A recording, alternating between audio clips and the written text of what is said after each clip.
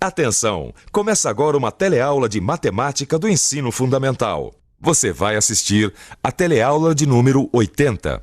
Bons estudos!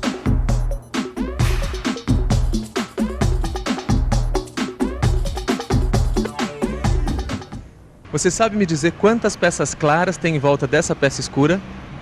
8. 8. 13? Tem certeza? 12. 8. 12. 4.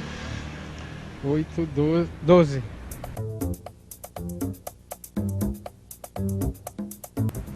Como podemos ver nestas peças ou nesse painel, até mesmo quando fazemos arte estamos utilizando a matemática.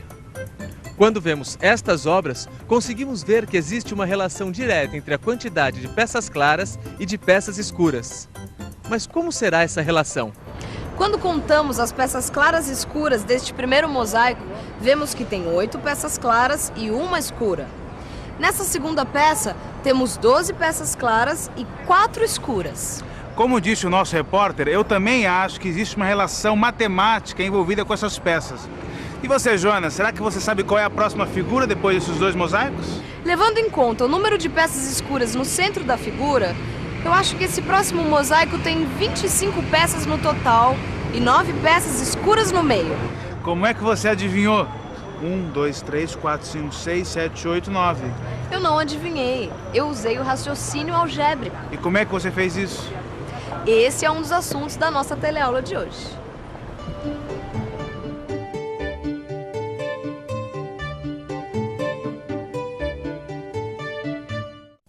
Na teleaula de hoje, vamos relembrar alguns conceitos básicos da álgebra.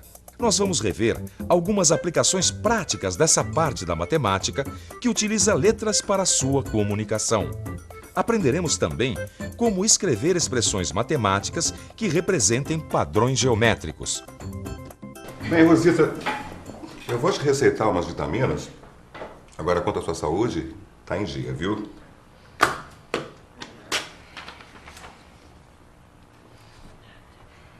Ai, Alexandre, você bem que podia dar uma melhoradinha nessa sua letra, né? Já pensou se eu tivesse que estudar álgebra com essa sua letra? Eu estaria perdida. Não, Rosita. Álgebra não é aquela parte da matemática que usa as letras para ajudar a resolver os problemas? Isso mesmo. Então, em álgebra, A vezes B é igual a B vezes A, não é? É. Nesse caso, a minha letra não seria um problema. Ah, não tenta me enrolar não, Alexandre. Você não pode usar essa propriedade da matemática, chamada de propriedade comutativa da multiplicação, para justificar esses seus garranchos, viu? Propriedade comutativa da multiplicação? Você anda estudando matemática mesmo, Rosita? Aliás, eu já estou craque com tudo que se relaciona a matemática e álgebra. Me fala outra expressão matemática que usa as letras para ver se eu conheço. Olha, eu vou dizer uma bem conhecida. A igual a B vezes H sobre 2. A igual a B vezes H sobre 2? Acho que eu preciso pensar um pouco. Vamos pensar um pouco. A igual a B vezes H sobre 2. Essa expressão algébrica representa a fórmula que se aplica para calcular a área de qualquer triângulo. Nesta fórmula, o A representa a área do triângulo. O B representa a sua base. E o H representa sua altura. Como podemos ver, essa fórmula se aplica para calcular a área de qualquer triângulo. Sabe que eu não lembrava que essa fórmula servia para calcular a área de qualquer triângulo? Eu só lembrava do triângulo retângulo. Mas pensando bem, nesses 2 exemplos a gente viu que a álgebra pode ser utilizada para expressar uma propriedade operatória ou uma fórmula geométrica. Isso mesmo. Nesses exemplos, as letras aparecem representando uma variável porque elas variam de valor. Mas e quando a letra representa uma incógnita? Isso também é álgebra, não é? Claro. Mas agora vamos ver se você consegue resolver um problema. Espera aí. Carla e Ana têm juntas R$ 1.314. Ana tem o dobro da quantia de Carla. Qual é a quantia de cada uma das meninas? Bem, a primeira coisa que eu preciso fazer é traduzir os dados desse problema em linguagem matemática. Então, eu vou chamar a quantia que Carla tem de x, e como a Ana tem o dobro da quantia da Carla, então ela tem 2 vezes x. Carla e Ana juntas, ou seja, x mais 2x, tem 1.314. Agora, para solucionar o problema, basta resolver a equação do primeiro grau. X mais 2x igual a 1.314. 3x igual a 1.314. X, então, é igual a 1.314 dividido por 3. Fazendo as contas, dá que x é igual a 438. Portanto, Carla tem R$ 438 e Ana tem R$ 876. Como a gente viu nesses exemplos, a álgebra pode ser utilizada para expressar uma propriedade operatória, uma fórmula geométrica ou para equacionar e resolver um problema. Bem, nesses exemplos, as letras aparecem representando uma variável ou uma incógnita. Nesse último exemplo, a letra está representando uma incógnita, pois representa o que precisa ser descoberto ainda. Olha! Parece que você reencontrou a álgebra dentro da sua cabeça. Não só reencontrei, como me lembrei de outros exemplos.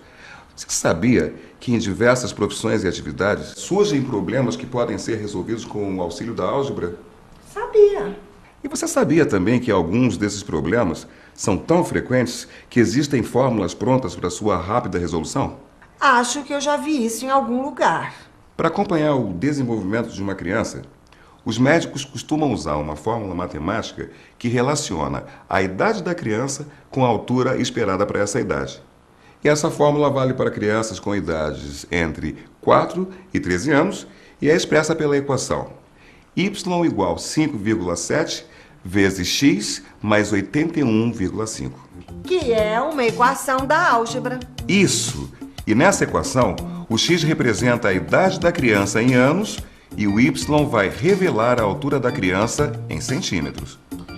Sabendo esses dados, Rosita, eu quero que você me diga qual é a altura esperada de uma criança com 8 anos.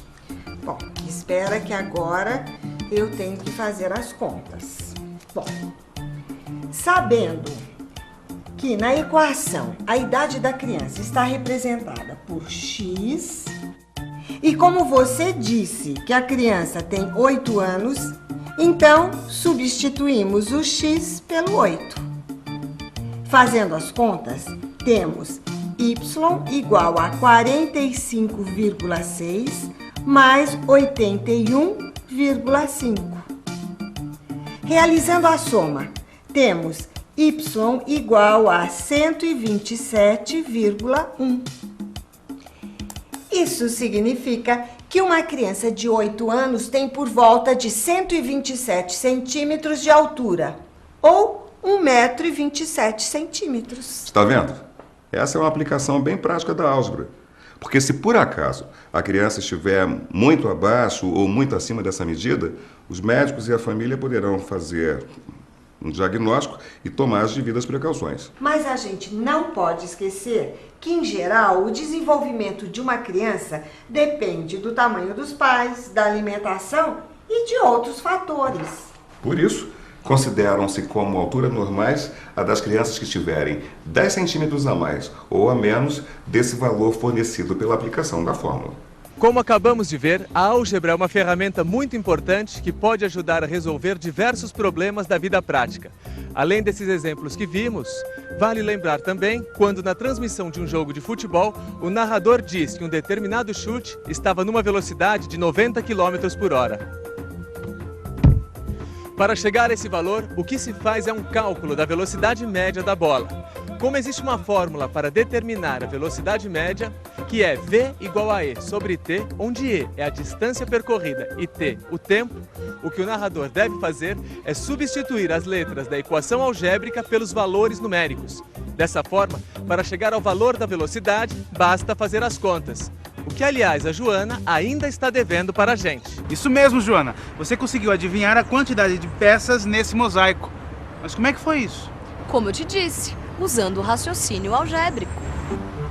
Do quadrado do primeiro mosaico para o quadrado do segundo mosaico, o que muda é o número de peças em cada linha e em cada coluna. No primeiro mosaico, cada linha e coluna tem 3 pecinhas e no mosaico seguinte, cada linha e coluna tem 4 pecinhas.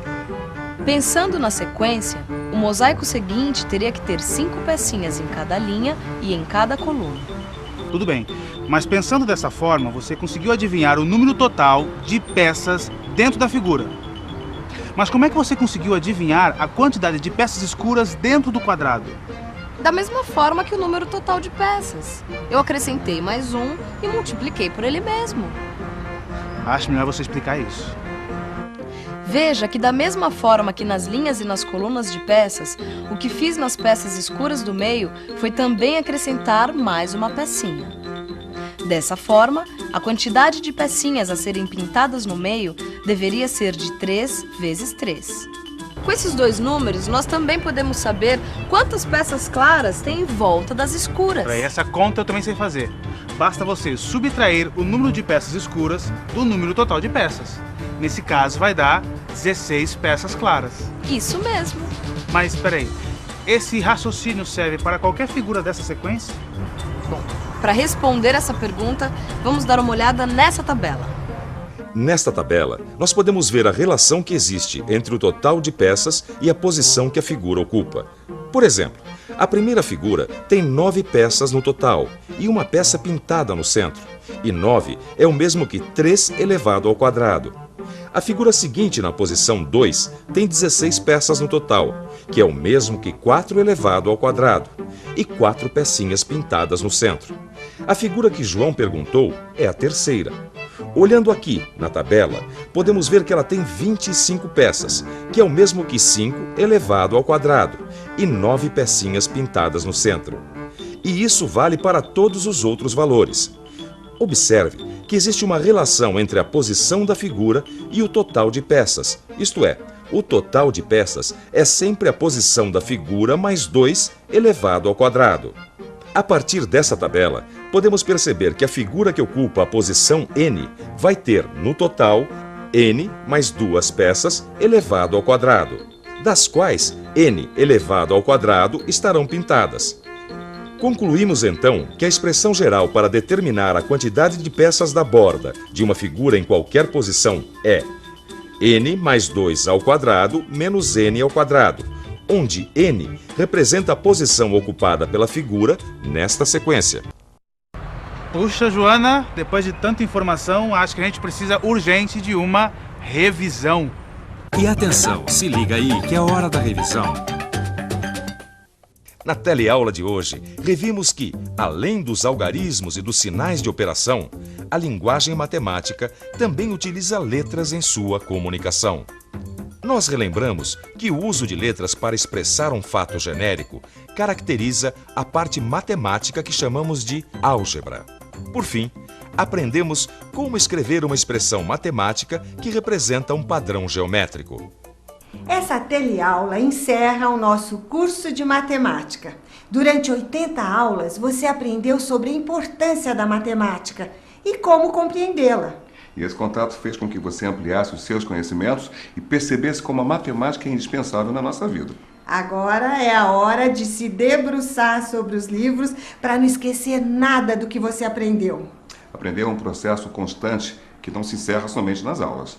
Por isso, não pare nunca de aprender. Tchau! Até logo, Rosita. Até logo, Alexandre. Thank you.